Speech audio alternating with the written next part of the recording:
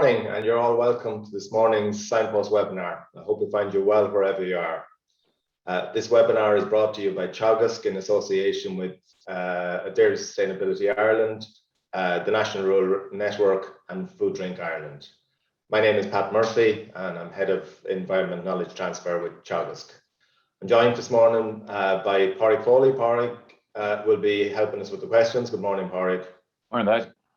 And Yvonne is in the background keeping us straight, so good morning, Yvonne. We're also joined by Jack Nolan from the Department of Agriculture. Jack, Senior Inspector with the Department of Agriculture, and is taking a lead in terms of the development of the Ireland's Nitrates review. Jack, you're very welcome. Thanks very much, Pat. Good morning, everybody. So it's good morning it's a very Wexford orientated panel this morning, all three of us. So I suppose to start the weekend, we might just give a shout out to our ladies football who are in an All-Ireland final this weekend. So best of luck to them all. Jack, you might just give us an idea of what it is you're going to be going through with us this morning. Thanks, Pat. So I'm going to give a brief history of the Nitrates Directive, why it came, what the Irish government's approach is towards nature and the issues that we have at the moment, and where we are as regards water quality, what the latest data is telling us. And then I'll outline the proposed measures that are in the public consultation that we're hoping people will reply to by September the 20th. This consultation is open for 6 weeks, and hopefully there'll be plenty of questions afterwards. Okay, and remember that for questions, use the Q&A. So Jack, if you're ready, we may as well fire ahead with the presentation. So if you want to share your screen with us.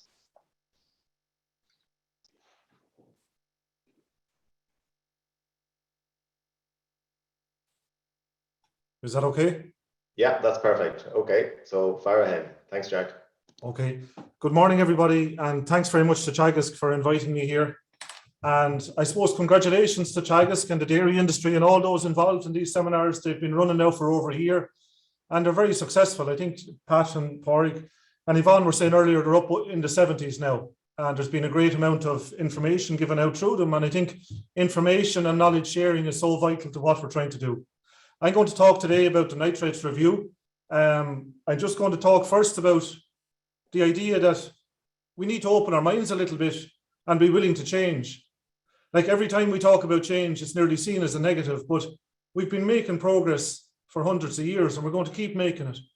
The Department of Agriculture, the EPA and the government invest hugely in research every year. And we keep stepping forward as the research gets translated into practice on the ground. We have to change as the facts change.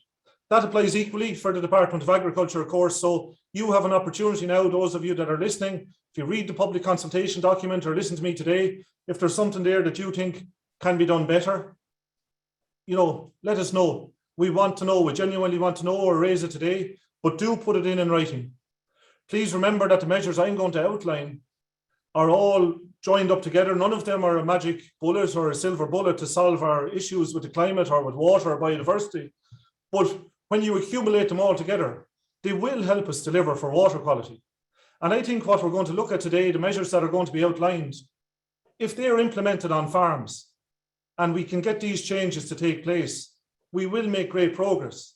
And I suppose at the outset, I'd like to acknowledge as well, and I think it's awful important that we say, farmers have come a long way and the industry have come a long way in the past 20, 30 years.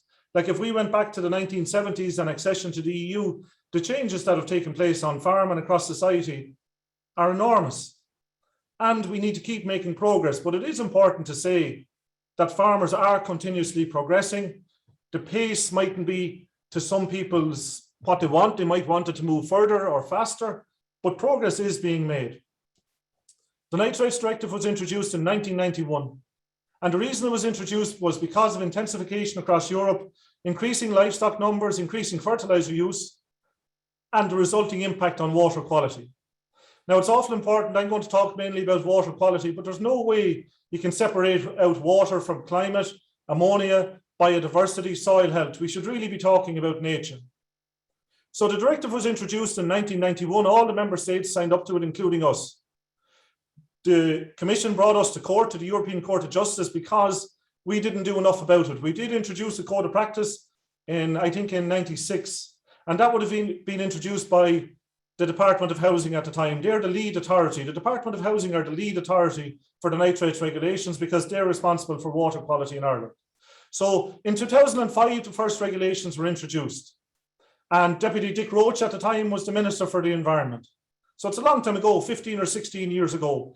Tyrone, who were in the All-Ireland final again this year, bet Kerry in the All-Ireland final that year. And Ireland moved from miles per hour to kilometres per hour. So if you think how long that is in our mind, like to go back to miles per hour, it's a long time ago. So we should be making progress. Like sometimes people will say to you, we need more time. Maybe we do, but we should have moved a long way as well because it's 16 years ago. It's a long time ago. Those regulations that were initially brought in 2005, there was a lot of upset around them because they set nitrogen limits on 10 kilo stocking rate bands. So depending on whether you were stocked at 130, 140, 150 or less, you had a nitrogen equivalent. And it was said, and it was probably right, look, that's too restrictive and very hard for farmers to comply with. So new regulations were introduced in 2006. The directive itself allows that if you can prove, if Ireland or any other member state can prove that you can go above the general stocking rate limit, which is 170 kilos of nitrogen per hectare from livestock manure, if you can prove that applying more than that won't damage water quality or lead to disapproving water quality trends, well, then you can apply for what's called a derogation. And Ireland's derogation is based on a long growing season. Grass is growing over 300 days a year, 305 or 10 days a year down the south, southeast, southwest. A crop with high nitrogen uptake and denitrification potential in the soil. We also have a very mild climate. We, generally speaking, don't get extremes. Climate change is happening, but generally speaking, we have mild weather throughout the year, around 12 degrees. Now, we do get extremes and storm events and so on, but the water itself, the amount of rainfall we get, dilutes nitrogen. That's not an excuse, but it actually happens. So the first derogation Ireland got, or was approved for, because you have to apply to the Commission, was in 2007. And those derogations, generally speaking, last for 4 years. But because ours came in 2007, we had to go again in 2010 and apply again. And then you revise your regulations. So in the directive, it says you must review and revise your regulations every 4 years based on the science brought forward. So everything we're doing and are trying to do in the regulation and from the directive is based on science, the best available science. And as new evidence becomes available, you have to update your regulation. We are one of 3 or 4 member states that have a derogation. Holland has one, Denmark, Flanders, and us. The North used to have one, obviously with Brexit, they're out. Germany had one, it was taken away because of poor water quality. Italy had one, that's gone. So the derogation isn't something that's a given. It has to be applied for, and you have to show that it's not having an impact on water quality. At the moment, we have about 7,000 derogation applicants, and we have another 4,500 farmers that are over the 170 limit, but export slurry to comply with it. And I'll come to a table in a minute. The whole area around nature, these are the guiding principles for the Irish government. So nature-based solutions is what's first on the left.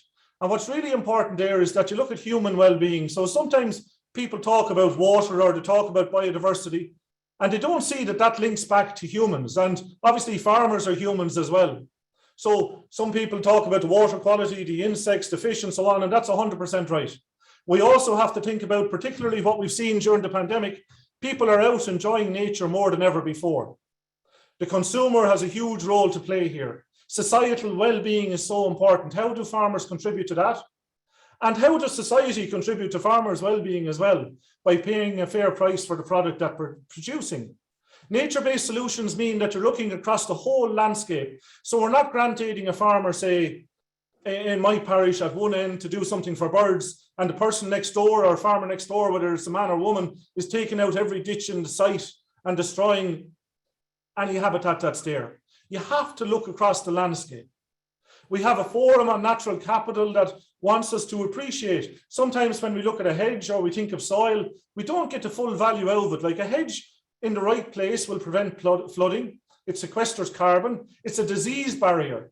for animals because it prevents contact between them, and you have all the biodiversity benefits, and you have the incalculable benefits to society through looking at nature. Like, people love walking in the evenings, love walking in the morning. And then Ireland obviously has signed up to the Sustainable Development Goals, where we have things like no poverty, zero hunger, clean water, healthy soils. Healthy soils are so important, and we don't do enough about it. Like, this regulation in Ireland deals with nitrogen and phosphorus. In a review recently, we brought in lime, but there are numerous other trace elements out there, things like boron, that we don't think about enough, magnesium, manganese, copper.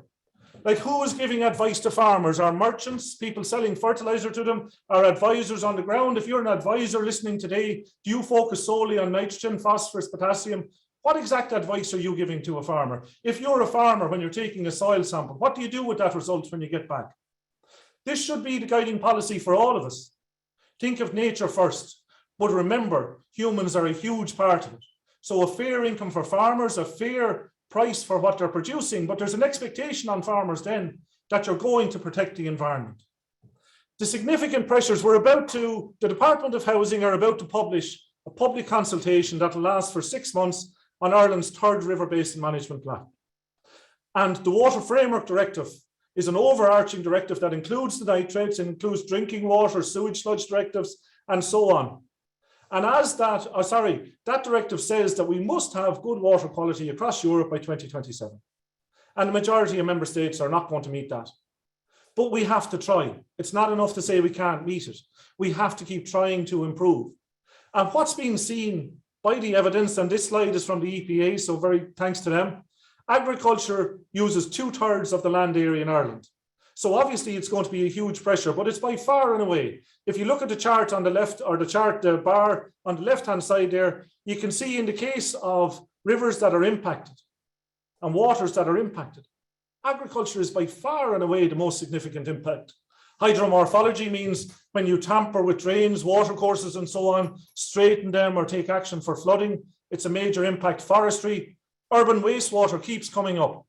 And urban wastewater, misconnection, wrong connection, sewage treatment plants not working, domestic houses not having proper treatment plants, all have an impact.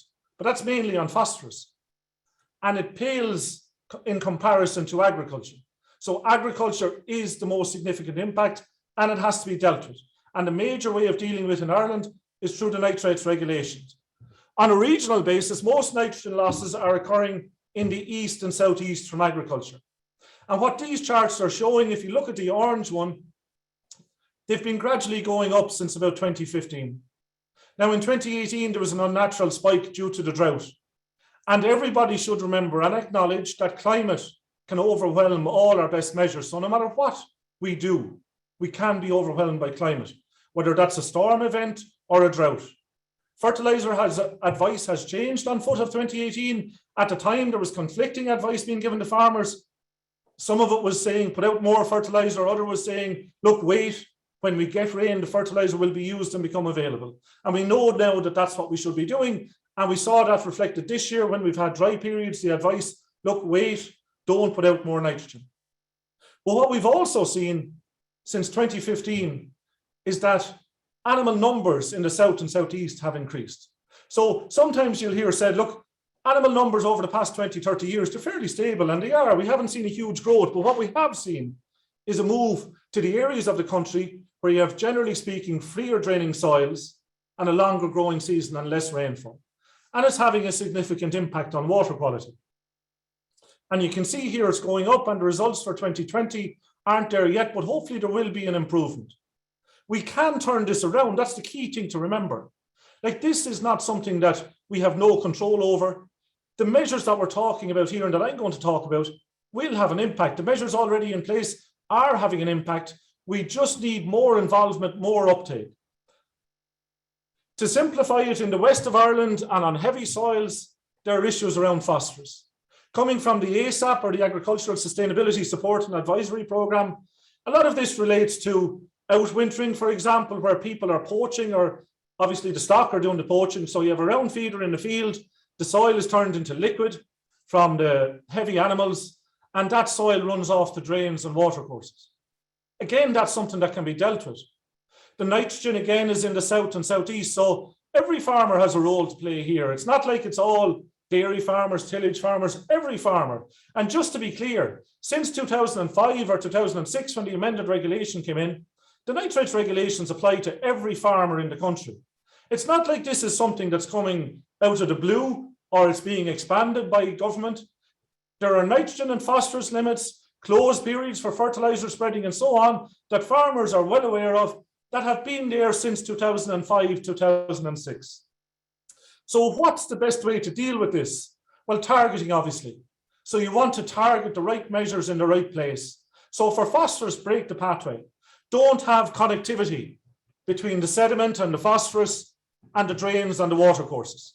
And there are co-benefits here, again, an EPA slide for biodiversity, nature benefits. So what you want to do is get the best value out of any measure that you bring in. And there are different ways of supporting measures on farms. One of those is through CAP, the Common Agricultural Policy, which obviously is quite significant. And the next agri-environmental scheme that's introduced will be taking a landscape approach as much as possible, building on EIPs, using local knowledge to put the right measure in the right place. For nitrogen, the key is reducing losses at source. So making sure that there's precision fertilizer application, that it's put out at the right time of year, the right amount and in the right place, so that it can be taken up by a growing crop. So for example, putting out nitrogen in early January because that's advice and you're not taking into account your soil type, what's happening as regards growth, are you grass measuring? What advice is coming from pasture base? Like every farmer should be measuring your grass. If you're growing grass, and we're very good, our biggest natural advantage in Ireland is growing grass. But are you measuring it to make sure that you're only applying nitrogen when it's needed? Have you got your pH right? If you spread lime, and lime went up the other day from 24 to 26 euro a tonne, here in Wexford anyway, the economic benefit of spreading a tonne of lime is between 4 and 7 times. 10-10-20 now, a common fertilizer, is over 500 euro a tonne. Nitrogen is over 320 euro a tonne, here anyway, down in Wexford. I don't know what it is in your area. So it's gone very, very expensive. So why aren't we getting the soil right, getting it healthy, getting it working? That'll protect the environment, it'll put more money back in farmers' pockets. There has been a huge campaign around this, and there is more lime being sold than ever before.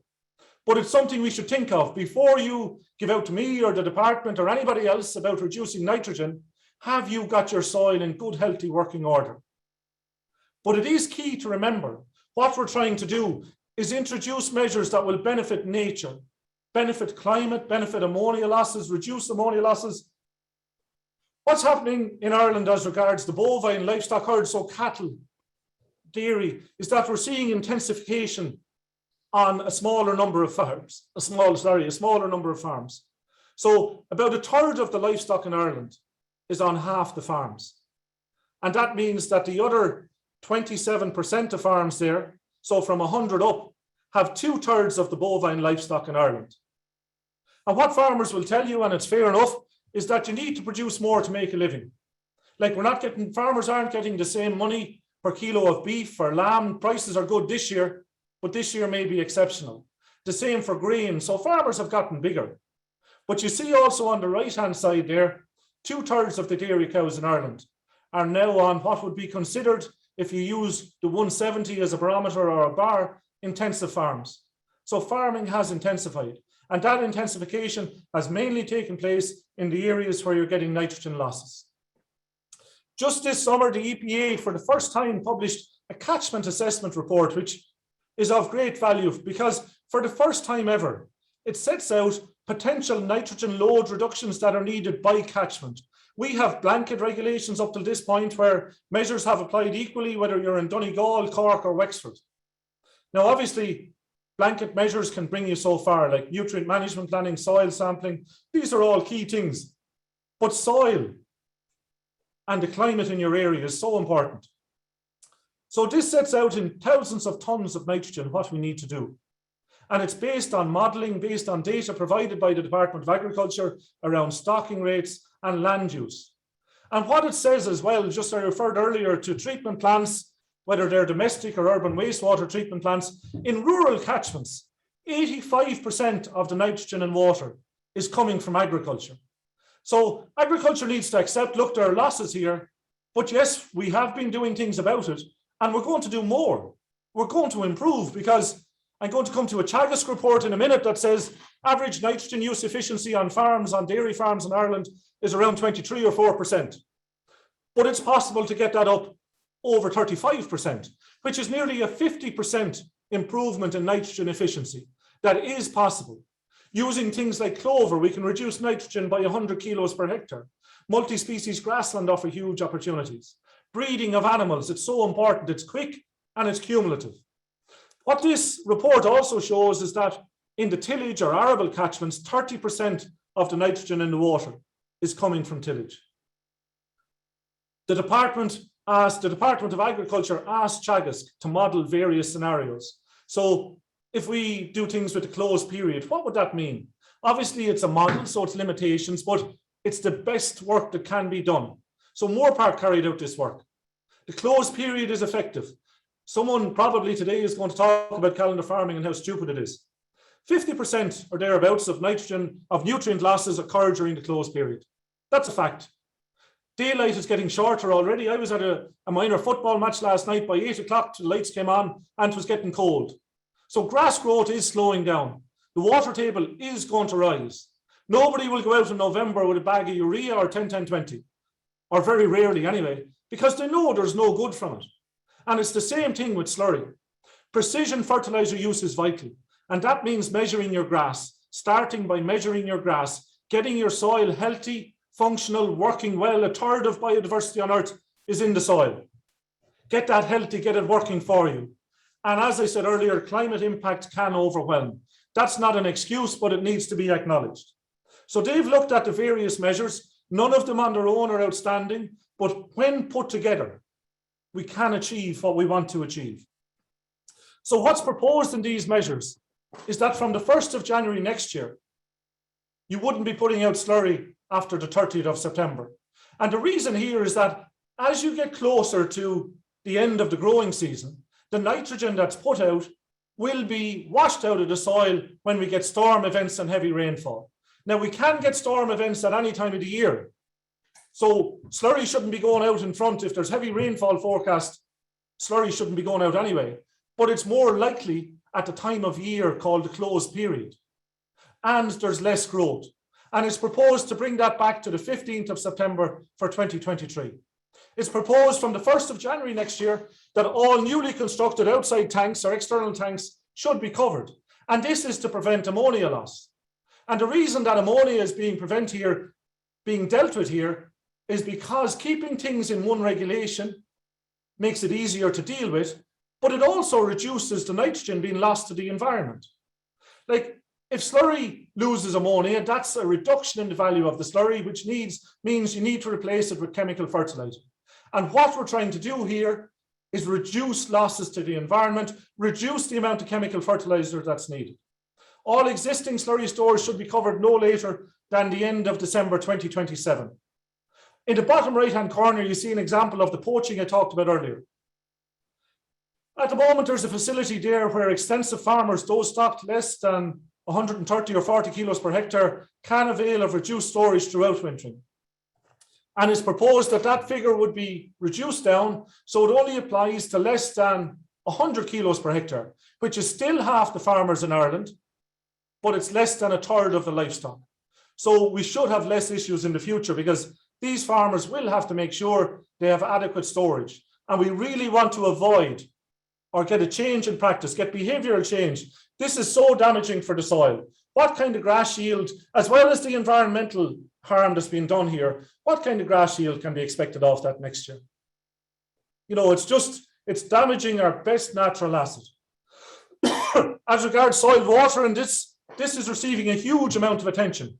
Based on the department cross-compliance inspections, 4 out of 10 dairy farmers don't have enough slurry storage. And we understand, or we think, that a lot of this is due to soil water mixing with slurry. Now, we've said that there should be, or we're suggesting that there should be separate soil water storage on farms. And the logic behind that is that that means that you'll have enough slurry storage. Somebody might ask today, look, I have a lagoon, I have a big store, or I have underground tanks. with plenty of room for my soiled water and my slurry. And if you have, it makes sense from a scientific point of view, that should be fine. So that's what you should say in your proposal, in your submission. These are only proposals. But we are saying by the end of December 24, there should be 4 weeks storage for soiled water, whether that's in one big tank or in separate tanks. And the reason behind that, an average dairy cow from 2015 from a colleague in Teagasc called Dennis Minogue, God rest him, he did a report there that said he did research. The average dairy cow produces about 10,000 litres, or there's about 10,000 litres of dairy washings produced in a year. Now, dairy cows are milking between 290, 295 days a year, so say about 30 litres a day, 210 litres a week. And there's about 13 kilos of nitrogen in that soiled water. Like some people are seeming to suggest there's no value to soiled water, but yet when you put it out, you will see the grass greening up. So it is proposed that from 2022, there wouldn't be any soiled water applied to land from the 15th of November to the 15th of January. Our whole thing around compliance is a real problem. If 4 out of 10 dairy farmers don't have enough storage, a very small number of farmers are penalised for not having enough, for spreading during the closed period. And yet anecdotal evidence would suggest, and probably all of you here would know somebody that does spread during the closed period. Now, people may say we're trying to crack a nut with a hammer, but there is a huge problem around spreading during the closed period, and mixing of soiled water with slurry is part of that problem.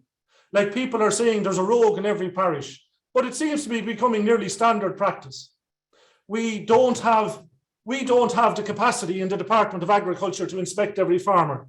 The department does inspections that we're required to do for the basic payment and for EU regulations because we're the paying authorities.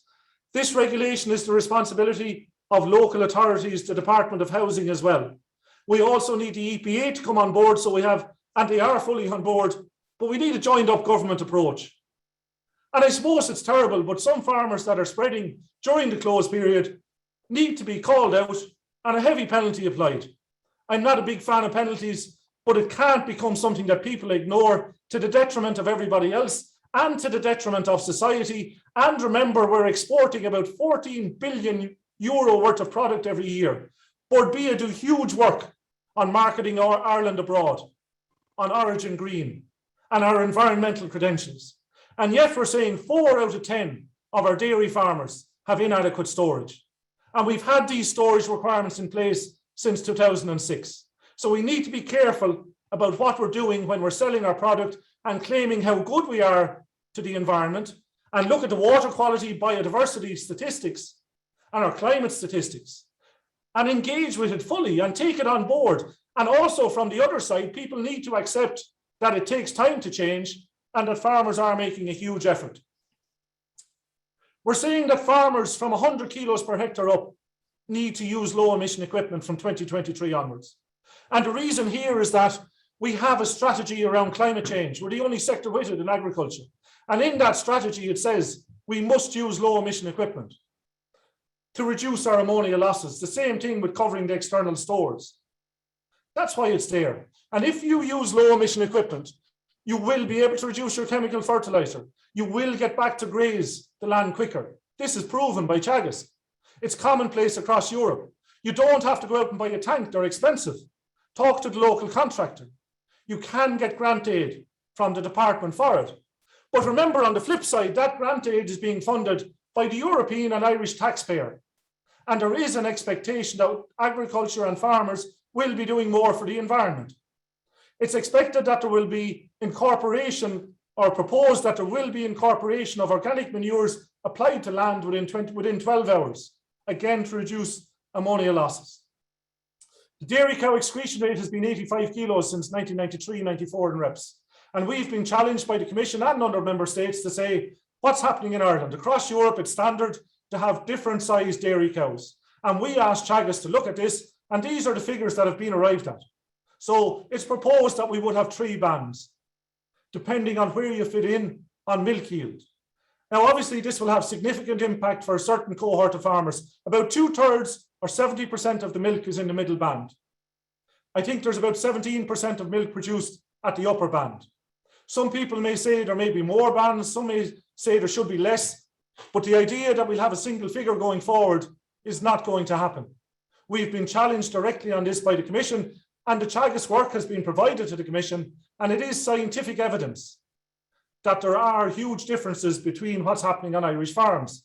For example, the Teagasc roadmap says we should be feeding about 500 kilos of meal per cow, I think. On average, we're feeding a ton. In some instances, farmers are feeding 1.5 tons to 2 tons. Within that meal, there are different levels of crude protein. It's another thing that will have to be looked at, reducing the level of crude protein to meet the animal's diet. When we talk here, this may particularly affect, say, for example, winter milk producers. The soiled water is going to be a particular problem for winter milk producers. That's acknowledged, and we'll have to tease out further during this consultation and after it what exactly can be done there. Chemical fertilizer, it's proposed, will be reduced by 10% from next January, and perhaps 15% in those areas where there are particular issues with nitrogen loss.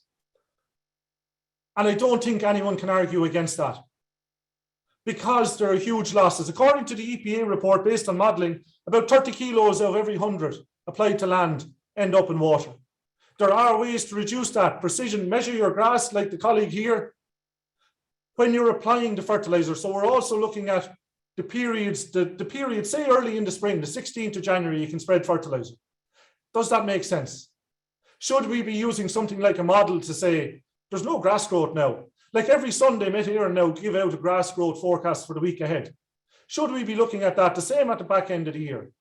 But there's no point in having a target in mind of so much fertilizer applied by such and such a date unless you're looking and measuring grass. You're taking into account what's happening with the weather. You're looking at your soil. You have your phosphorus, P and K right.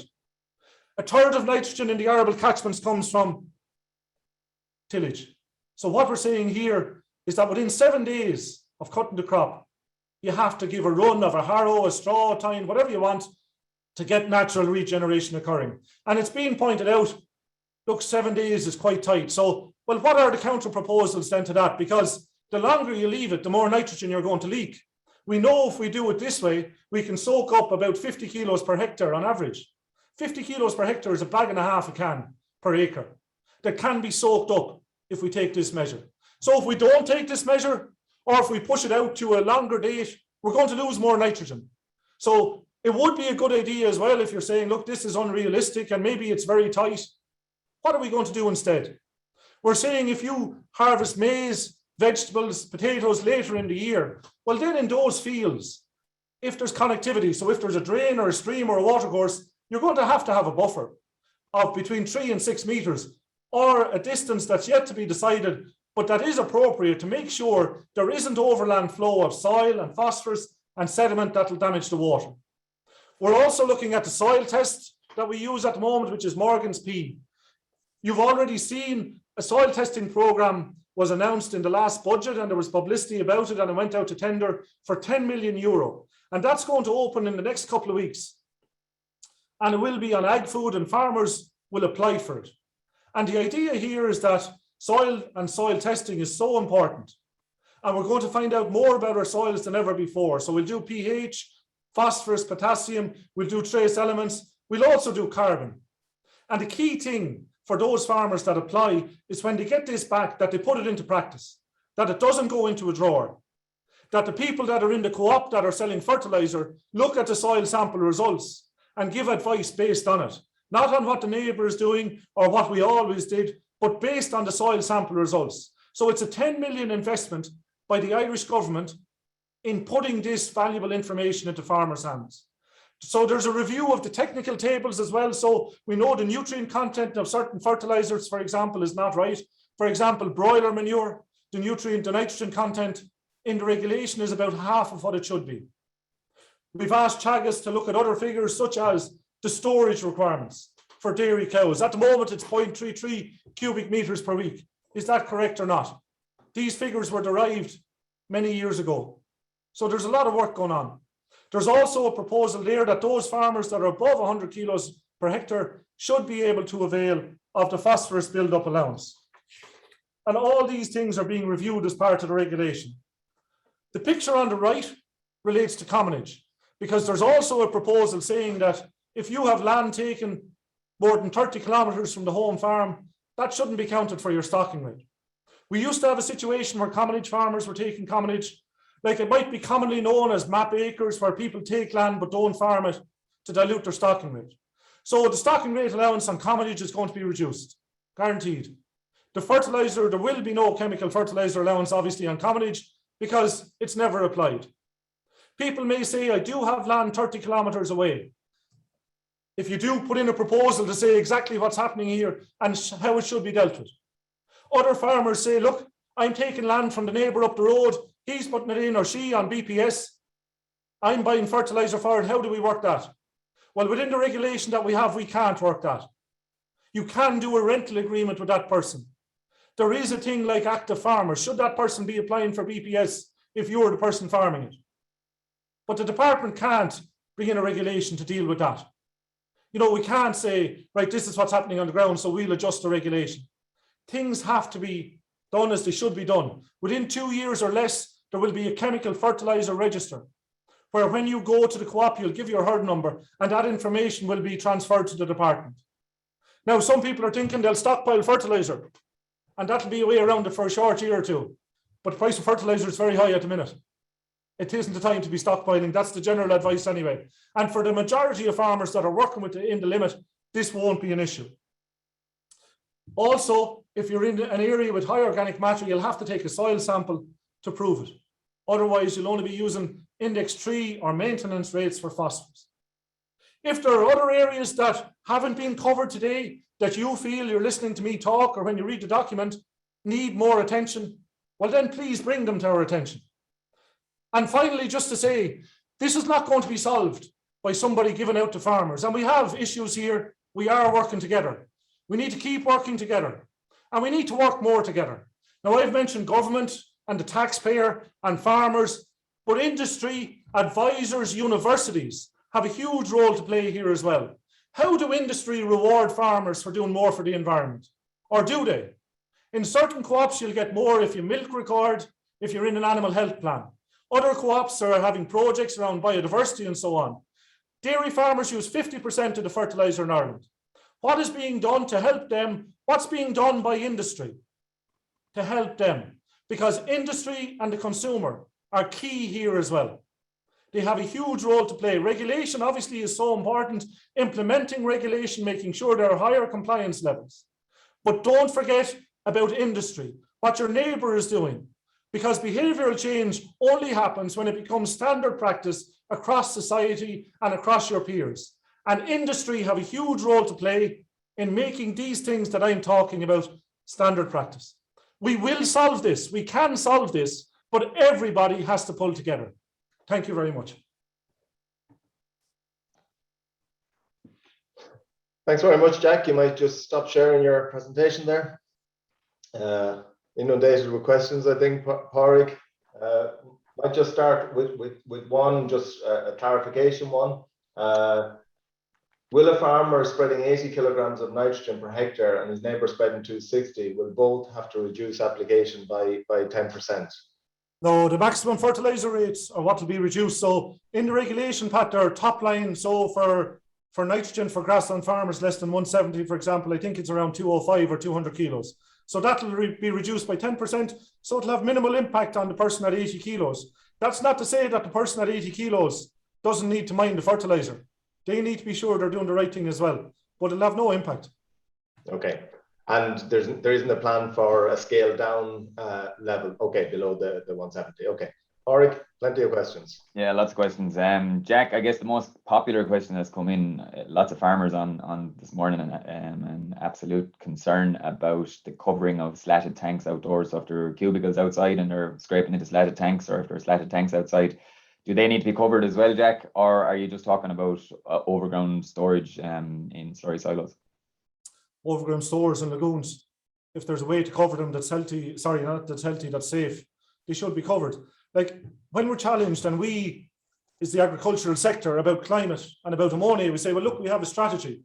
And in that strategy that everybody has signed up to, we have targets around fertilizer reduction. We have targets around reducing our ammonia losses. And key measures within that are to reduce the reduction of ammonia losses from storage, reduction in crude protein in animal diets, and the use of low emission equipment. So that's where these measures are coming from. So just to be clear, it's not outdoor tanks then, slatted tanks? No. Okay. Will the Department of Agriculture put limits on for phosphorus based on dairy production bans, similar to the nitrates regulation? There are limits in place already for phosphorus. We're one of only about 5 member states that have dealt with phosphorus. In the new CAP, phosphorus has been brought in as part of the Water Framework Directive. I suppose we don't, I think, get the credit for it. We have a progressive regulation, and farmers have been dealing with phosphorus limits since 2005, 2006, and they are already banded. Okay, regarding roofing slurry stores, Jack, will there be a TAMS grant for that? Also, there are concerns around them collapsing in heavy snowfall, like Storm Emma, etc. So if you have any wisdom there, Jack. Sorry, Paul. To the best of my knowledge, there is a TAMS grant for that. And I'd also like to point out, there is a TAMS grant for tillage farmers. So if there's someone up the road that wants to build a tank to take slurry because of the price of fertilizer now, there is a TAMS grant available for that. I'd imagine, I can't see any possibility of the department saying to a farmer, cover that tank if there's a health and safety risk. But I imagine that'll have to be certified by an engineer, and what's going to happen then in the future. But no, nobody will be asked to cover a tank if there's any risk at all. Does soiled water include water coming off open silage pits, Jack? And will water irrigators still be allowed to spread dirty water in December? Like, Padraig, this is, we've been dealing with water off silage pits for 15 years. It's not like we suddenly dreamt it up. If you keep the silage pit clean, that water doesn't count as soiled water. Now, maybe it should, but it doesn't at the moment. When we're doing the calculations, the department or local authorities on inspections. So are people proposing, I suppose, and if they are, please put it in writing, that all the water off a clean silage pit should be included? Because at the minute we don't. Will water irrigators still be allowed to spread dirty water in December? No. Soiled water, there'll be no application of organic fertilizers, and soiled water contains about 13 kilos of nitrogen. I can't remember the figure for phosphorus. There will be no application to land in November and December of any material containing nitrogen or phosphorus. That's what's proposed. Okay, is there any chance that DAFM will use farmed area rather than the area used for the claims? A lot of farmers are greater than 170 kilograms on paper, but less than 170 if they look at the judged farm area. Any views on that? Is this the map area thing again? Yeah. Yeah. I don't know how I deal with that. Or sorry, not I don't know how the department would deal with that. Like, there's 1.7 or 8 billion coming in subsidies every year from the European taxpayer into Ireland to guarantee now a safe, good quality supply of food, obviously, which we're providing. But that money is dependent on declaring the land you're farming on a basic payment form. The department has done everything possible, like short-term rental agreements, livestock movements, and so on, to facilitate short-term rental of land. Unless there is a way we can do what's been asked there and comply with a regulation, I'm not aware of it, how we do it. Okay, not quite the calendar farming question that you predicted, but why can't recognition be given to grass growth and soil temperatures and moisture content when spreading soil water or slurry in the closed period limits? You know, we have those measurements there on farms. Obviously, you mentioned Met Éireann with soil temperatures and grass growth. So if grass is growing, why can't people spread? I suppose because, Padraig, it's grass growth is minimal. If it is growing, it's minimal. If you're measuring grass, like, when do you stop measuring grass? Do people keep measuring grass in November? And maybe they do in November and December. But generally speaking, if you look at the grass growth curve, it'll kick off in January. It'll go up, and then it'll start to fall. And as something falls, you're getting diminishing returns. So even though you might see a return from fertilizer, from slurry, from soil water applied at that time, you're going to significantly increase the potential for losses. Like, it used to be a thing that a frosty day was a great day to spread slurry, because you could travel on the land, and then when the frost thawed, sure, it went to the watercourse. People probably will give out about the umbilical system because farmers are going out when the land is not right to spread it. It's not the problem of the system, it's the problem of the person applying it, because they don't have enough storage. If you want, what we could do, and maybe it should be a submission, if we have 6 months storage on a farm, then I'd suggest you should be able to apply when you want, because you'll apply it when you need to apply it. You know, when you're going to get the most value out of it. Like, what? Like, is there someone there that's applying slurry in December because they think it's going to give the grass a boost? It's 40, 50, 55 euro an hour to get a slurry tanker if you hire in a contractor, and more to get an umbilical system. And you'll get no value or very little value out of that in the closed period. You'll get more in the spring. Now, people might say, I can apply it in January and there's going to be heavy rain. No, you can't. This is a valuable nutrient, a valuable fertilizer. You apply it when growing conditions are right, when the soil is right. And if you look at the storage capacity that should be on farms, we should be able to store slurry up till February easily and not see the rush of tankers out in January. Sorry, that was a bit long-winded. No, that's a good answer. Good answer. You mentioned contractors, Jack. Is there any move to put penalties on contractors who are spreading? I suppose that's an interesting idea, Padraig. I don't think the Contractors Association will be putting in that one, but if you want to, or anybody else, well, then that should be part of it. At the moment, everything is being considered. We're open to all suggestions. What contractors will tell you, if they don't do it, well, then somebody up the road will. Like there aren't penalties. Or I did see recently, I think in a case in Kerry, where a farmer cut a hedge during the closed period for the nesting period, that both the farmer and the contractor driving the tractor were penalised. So there is precedence there. There were also sorry. Go ahead, Pat. In relation to a follow on from that, in relation to training for contractors and the intention for, I suppose, ongoing training for farmers. Training is key, and I'd go back. I'd start at the very beginning and look at the ag science syllabus that people are doing. They're getting their leaving cert results today. Is that up to scratch? Then move on to the green cert, Pat, that you're responsible for. What's happening there? Ag degrees, farmers, contractors, people selling. Everybody needs training. I suppose there's a limit to the amount of training that people can take. As part of the derogation requirements, farmers do attend training, and the feedback from it is quite positive.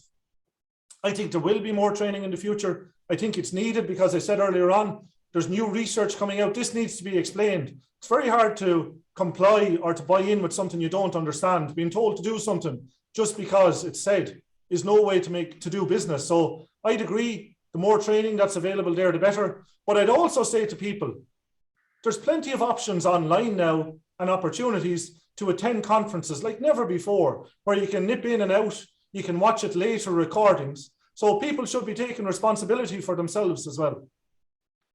I guess, look, that's a good point, Jack. There's almost 600 people on here this morning, so there's plenty of information going around that's of value. A couple of comments, Jack, on the fertilizer register that you mentioned. Some people are saying it's ridiculous to expect co-ops to actually manage a fertilizer register when they're responsible for selling it. They have targets based around it. Others asking, how will it work? How do you see farmers using it, implementing it, participating with it? If you'd like to comment on your register proposal. I suppose, like, to go back to that very first quote I had from George Bernard Shaw, like, it's progress. We have to make progress. There's a fertilizer register in Denmark that works successfully. If the co-ops don't do it, who will do it? Like, is it a suggestion that the department would put someone in every co-op? I think there's about 400 different suppliers of fertilizer in Ireland. And to be fair to the co-ops, they're positive around it. They see there's a need to balance nutrients in Ireland, reduce the amount of nitrogen being sold. You'll see earlier on this year, some of the bagged fertilizer has come down from 27.255 to 2022. There's seaweed coated fertilizer being sold by certain co-ops and so on. To me, but if somebody has a better idea, again, we're open to it. You know, this is what the department thinks.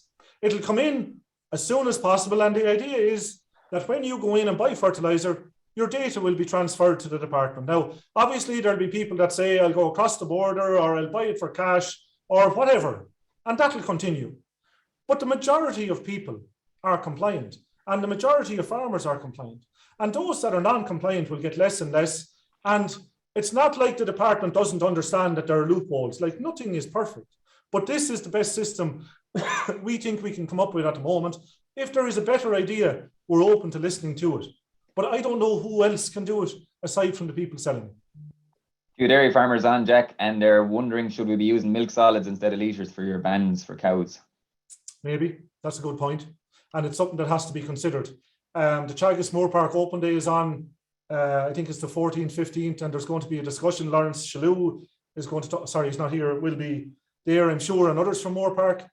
The modelling work was done by Teagasc Moor Park on our, we looked for it, so perhaps it should be, and that should be put in as a submission for it. Okay, so it's not set yet, obviously. No. Will the organic matter incorporated in tillage ground include dung that's spread already? And the same question then, I'll put the two of them together. Are there any proposals to make fencing of all water courses mandatory on all farms? that's a very good idea about defencing all watercourses. In some areas, it's not possible because it's protected land. I think from an animal health point of view alone, it's really important.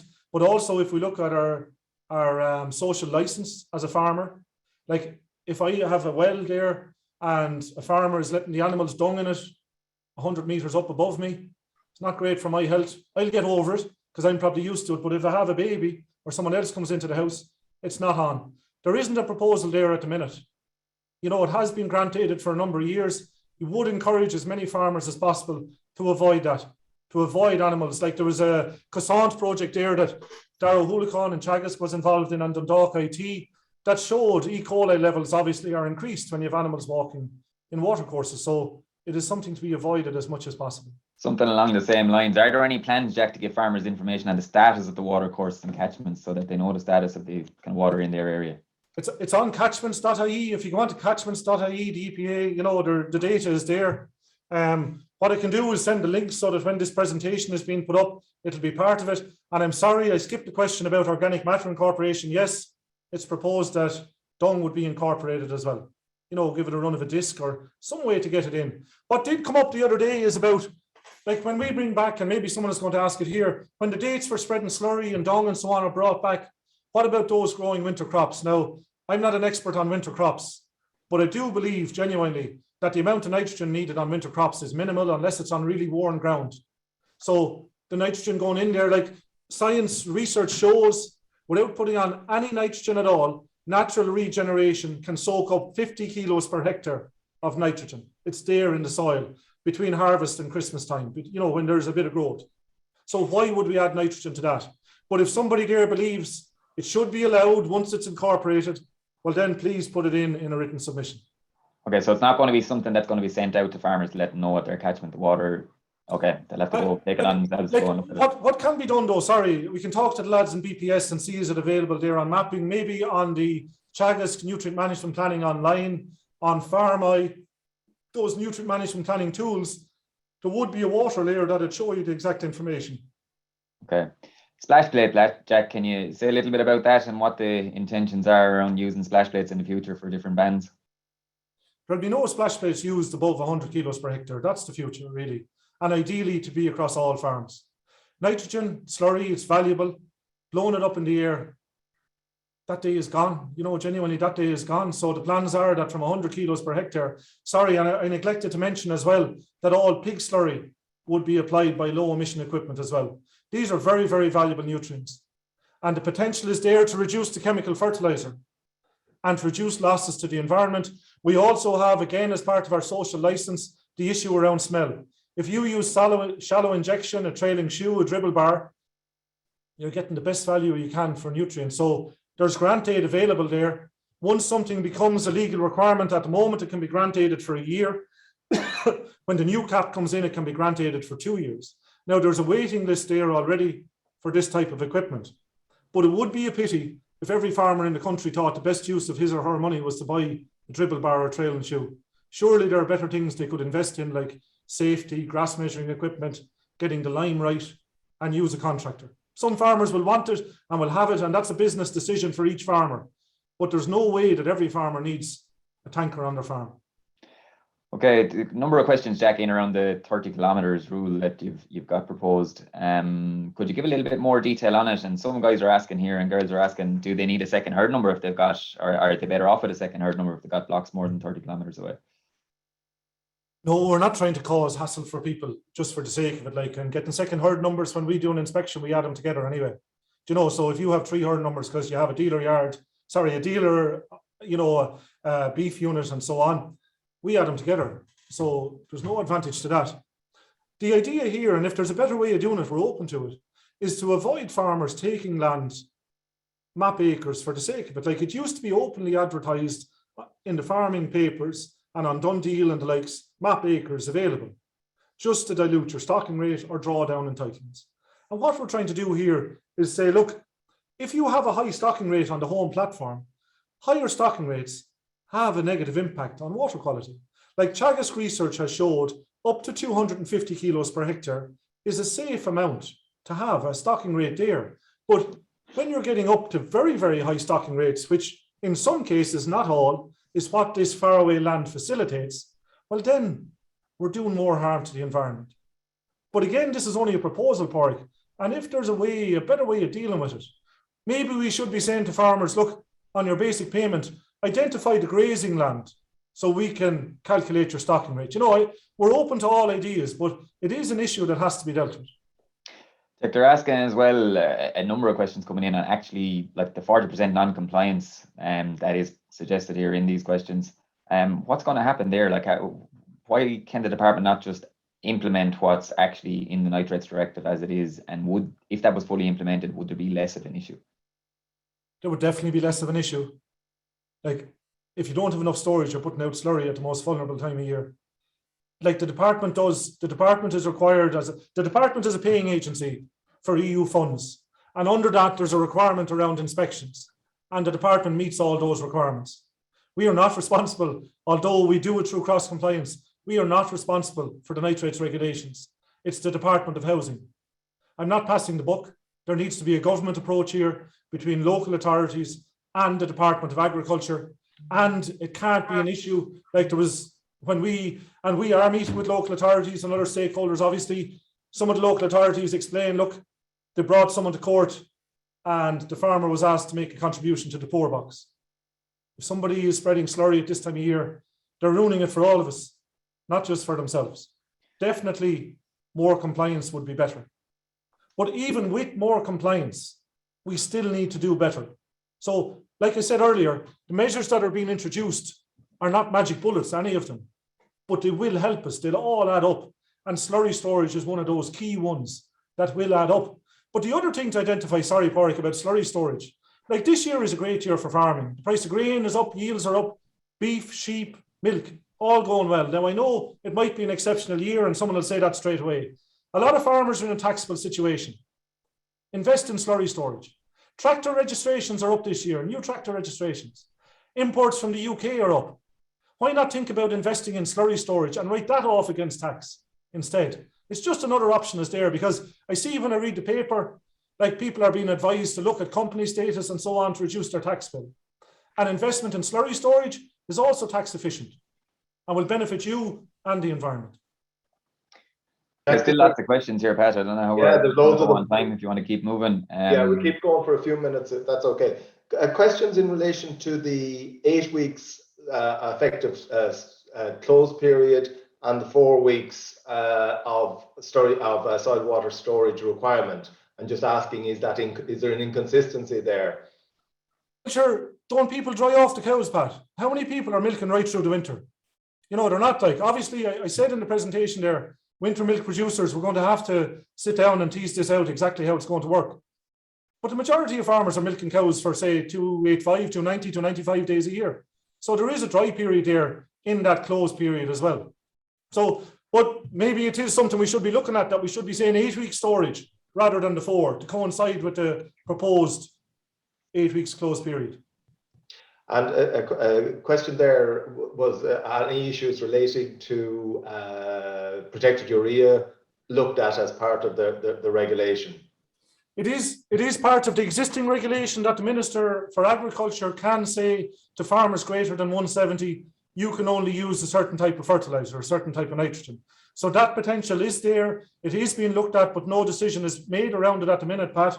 There is a huge push by yourselves, obviously, in Teagasc around protected urea. It is one of the options that are there.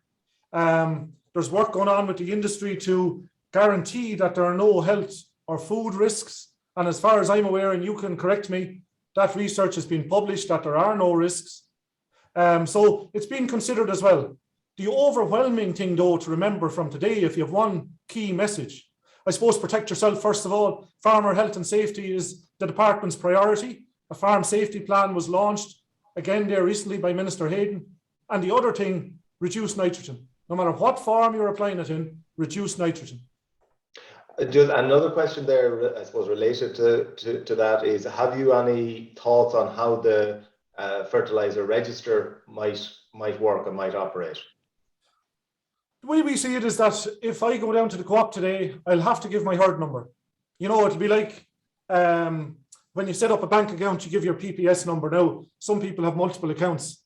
I know that, but that it would flow back to the department. That's the principle that it apply.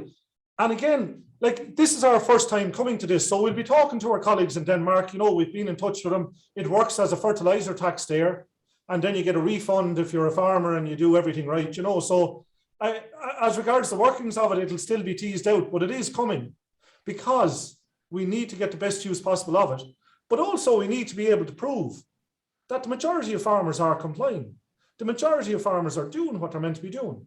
But if you soil sample and link it to this, link it to your milk recording, link it to animal breeding, look at the amount of information you'll have at your fingertips to make business decisions. And that's key. Like, these are farmers are business people, they're small and medium enterprises. And sometimes they're overwhelmed with the amount of information coming at them. This is another very valuable piece of information. We see it working, you give your herd number, the info comes to us, we'll be able to do a calculation on whether you're compliant or not. Question there in relation to other animals other than the dairy cow. Are they being looked at in terms of modification of the excreta levels? They are, but as far as I'm aware, there won't be information available in time for this review. Okay. I'd say there have been greater changes perhaps in the dairy animal than there have in other areas. Like, if you go back to the 70s and look at the typical dairy cow and look at the milk yield, and look at the milk yield today, what the animal is being fed. Like, a dairy cow is not super efficient. If you feed it more meal, more grass, more silage to produce more milk, there's going to be more losses. And a question there in relation to tillage. Are you looking at similar levels of reduction in the tillage allowances as you are in the grassland allowances? No. There's much higher levels of nitrogen use efficiency in tillage crops, up in the 60-70% than there is in grassland. So no, we're not. Okay. Padraig, just a few more questions and then finish off. There's no shortage of questions there. Yeah, we could knock another hour of asking questions, and maybe that's what we should do at some point. But a question in here, Jack. Obviously, it's well accepted that the nitrogen level of the cow's excretion has increased. Has there been anything looked at in different grass varieties? Like, it's well proven that new grass varieties have higher dry matter yields and have higher nitrogen requirements. Has that been taken into consideration? No, to be honest, it's been talked about. I suppose we have a grass breeding program, and I think it was last year or earlier on this year. Last year, I remember being at something with Michael O'Donovan from Moorpark, and he was saying for the first time ever, we have an Irish bred clover seed there. Grass breeding is a long-term project. Definitely, it's a huge part of it because it makes up so much of the animal's diet. And the protein levels in the milk are off the scale at certain times of the year. The urea, farmers know that better than me. It'll take us longer. I agree, certain varieties, and we've probably gone down the road of high nitrogen usage. There is more. James Humphreys was talking about it 20 years ago. Deirdre Hennessy is doing a huge amount of work on it now, clover in the grassland. And people will say clover still will lead to losses, and it will, but it's a stepping stone perhaps to reducing chemical fertilizer. On we go again. Multi-species grassland are an option there, saving in fertilizer. All options are being looked at, and that includes every source of feed that an animal uses, including ration, concentrates, crude protein there. But grass obviously is key for it, yes. Pat, I'd say we could keep going on these. I'm not sure if you want to. Look, there's a very good comment here from James McDonald. A lot of intensive farmers rely on derogation to keep their business going. And you mentioned already, Jack, farmers are business people. It's working together to make sure that we keep this derogation. How at risk is the derogation? Well, I say the department now, right? So Ireland has never gone to the Commission with a situation where we've had an increasing livestock concentration in a part of the country that's coinciding with a declining water quality. That's the situation we're in. So we're in negotiations with the Commission, but the success of our application, and it is an application for a new derogation, will depend on Ireland being able to prove that the measures we're taking are real, that they'll be implemented, that in the River Basin Plan, we will have a plan around compliance. So somebody mentioned it already. We have to have a plan. It's not good enough for me to say to you today, we do a certain amount of inspections and the rest of it is up to local authorities. We have to have a national plan around it. And we have to show that we are going to sort out this. I genuinely believe we can solve this. It can be solved. It's not something where we have to throw up our hands. It's not It's terrible. Like, it's not like watching, say, us playing football against Dublin, where we know from the start we're bet, like, you know, it's just keeping the score down. We can do this. Ireland can do this. We can solve it. But it takes everyone to pull together. On the time, Padraig, I don't mind staying here until you get to the end. So it's completely up to yourselves how long we stay here. Look, there's still over 500 people on there, so you're obviously answering and saying something of interest. So you believe the derogation can be achieved, but do you think, Jack, that farmers understand that there is a risk, that this isn't a given? Like, I think that sometimes it's thought we cry wolf every 4 years. The department cries wolf and bangs the drum about water quality. But anyone that I've met over the last couple of years, I've been saying it, and so have colleagues in the department, and so have the EPA. You know, this is not something we're dreaming up to say we have to bring in more rules and regulations, you know, make people invest money. It's a societal issue. There's more focus than ever on the environment. And it's not just, like, before we go near the derogation or the commission at all, I don't think Irish consumers and society accept that you should be allowed to pollute. And I don't think farmers, genuinely, most of them go out to pollute anyway. They're doing their best. So it's time to not weed out, but for those that aren't compliant to do something about it and become there. I can't give a percentage guarantee or anything like that on the derogation, except to say we're doing our best. We're working with the EPA, we're working with the Department of Housing, and of course yourselves in Teagasc are vital, and industry, to bring forward measures that we believe can change this. But like what was said to me was that you told us this before. You came here 4 years ago, you said the same thing. You were bringing in measures, you were going to do this, you were going to do that. But look what's happened. So, you know, our credibility is falling a little bit, because when you look under the bonnet, we're not doing what we say we're going to do. Like, I gave a presentation ages ago where I had a picture of a lovely environment in Ireland, and we have a great story, like you both have behind you there. But is it a story that's real, or are we spinning to sell what we're producing? And if we're going down that road, so be it, but I don't think the consumer will accept it. So we have to get a handle on this. We have to, and I think we have, and I think we can. I think we've improved over the last number of years. I think we can improve further.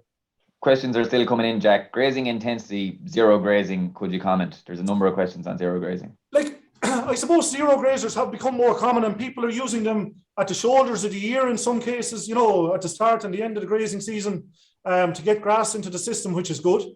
That's a good thing, like, you know, because maybe the land can't be walked on, but there is grass there. I suppose drawing grass into animals, like we claim that we're grass fed. Isn't that our big selling point abroad? That we are grass fed. You don't see a picture, if you go down to the shop after this, Padraig, you won't see a picture of a zero grazer on a litre of milk. You'll see a picture of a cow in a field. So I suppose we need to be careful about system drift. Like, people that are operating confined systems and finding that they work, that's fine. It's not commonplace in Ireland. Zero grazers have their place. People are making good use of them, and fair play to them when they're used well. But it would be a pity to see us going away from the system that we're good at and that we're best at, which is grazing animals in the field. Liming is mentioned in new NAP review. Is the mandatory liming to be extended beyond farmers that are in derogation? It's being considered. Sales of lime are up. But like I said, lime on the 1st of September, I rang about lime and your man told me there's a price increase. And I had rang the week earlier about fertilizer and being told 100 or 150 euro a tonne. And he said €2 a tonne. And it wasn't that I laughed at him, but I was relieved. It's a very, very cheap soil conditioner. And yes, it is being considered for more farmers because it's so valuable. And it's a way we can reduce our impact on the environment and get the soil functioning well. There's a chart out there for anyone that wants to Google it afterwards called Mulder's chart that shows the interaction between, we had Robbie Byrne in from Base Ireland Precision Nutrition. And to be fair, it was the first time I saw it, but he talked all about soil and getting soil activity, you know, getting the earthworms, the bacteria active in the soil. David Wall did something that's online there with Glanbia, David Wall from Teagasc, where they went to various soils, dug up with a spade, just brought in a spade and dug it up and showed the impact of levels of compaction of bacterial activity on grass growth. And lime is one of the key things there to get the soil working for us. So yes, it's definitely being considered for more farmers.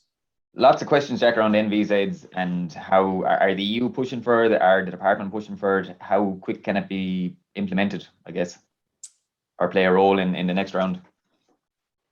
I suppose NVSAIDs, like what they're being called by the Commission, are hotspots. So the CAP strategic plan, everybody is aware, hopefully anyway, that The CAP strategic plan was out for public consultation and the closing date is today. And again, anyone that has any good ideas, if you look up the department or the gov.ie website, it's there. But there was a meeting between the department and the commission there back last Christmas, and it's published since what should be done in Ireland about these hotspots or NVZs. So it has to be considered. Is it fair to treat a farmer in Sligo the same as a farmer in Cork or a farmer in Wexford? If you're in an area where you don't have nitrogen problems, now Wexford does, it's a bad example, but so it's there to be considered, Padraig. It can be brought in relatively quickly, like a 15% cut to apply in those areas and 10% everywhere else can be applied relatively quickly. The problem with these NVZs is that even within a field, you have differences around soil type and losses and so on. So really you need to get, really what we need in Ireland is farm-specific advice, field-specific advice. So we need a well-trained advisor in the field with the farmer, talking to the farmer, because the farmer knows better than any of us which part of the field is wet, which part you can graze early, which part I wouldn't sow corn in because I might get stuck there in a wet year or it won't grow. But that's the level of detail we need to get to. And then we should be looking at really... Okay, Padraig, I think we're going to have to go to Jack. Just, I suppose, the sense I get from you is that you're welcoming any and all contributions from the audience, from farmers. I think people often have the view that a response has to cover every element of the proposals, but the sense I'm getting from you is that if people have ideas about individual elements, to get it on to you as part of the consultation. You might just give us a kind of a final word on interacting with the consultation process. Yeah, it's on gov.ie at the minute. So if you Google gov.ie nitrates consultation, it's there. If there's anything there that I've mentioned today or haven't mentioned that you believe there's a better way of doing it, like there's no point in writing in to tell us we're stupid, you know, or that doesn't make sense. Come in and point out, look, there's an issue there. This is a better way of doing it. Or maybe you don't have a better way of doing it, and that's okay too. It's brilliant if you do. But if there's an obvious flaw in something that's there, you know, a practical issue on the ground, that's just not going to work. We can't implement it. It's good to hear that. But do remember that these are being packaged. Somebody mentioned, Padraig mentioned the derogation earlier on. Ireland is heavily dependent. 2/3 of Irish dairy cows are now on intensive farms. We are heavily dependent on the derogation. We need to protect water quality. So it isn't just a thing that you can look at the public consultation and say, I don't like that, that, and that. Take out that because it's going to frustrate me. What are we going to do instead? You know, so, but yes, definitely now is an opportunity. Like the public consultation is open until the 20th of September. In the first public consultation, this is the first time we've had two. In the first public consultation last November, running into January, we got over 100 submissions. You're saying there's a good few people here today, which is brilliant. There's a high level of interest. I'd really like to make sure that people are clear. If you have issues or a lack of understanding, contact the department at nitrates@agriculture.gov.ie, because the worst possible thing is that some people in the background work to cause confusion and we lose what we're trying to do here. But I would encourage everyone to engage as positively as possible. Okay. I think thank you very much. On that note, I think we'll end it. And thanks very much to Jack for, I think there's a strong recognition of the quality of the presentation, Jack, and it's really appreciated. A lot of clear talking. So thank you very much.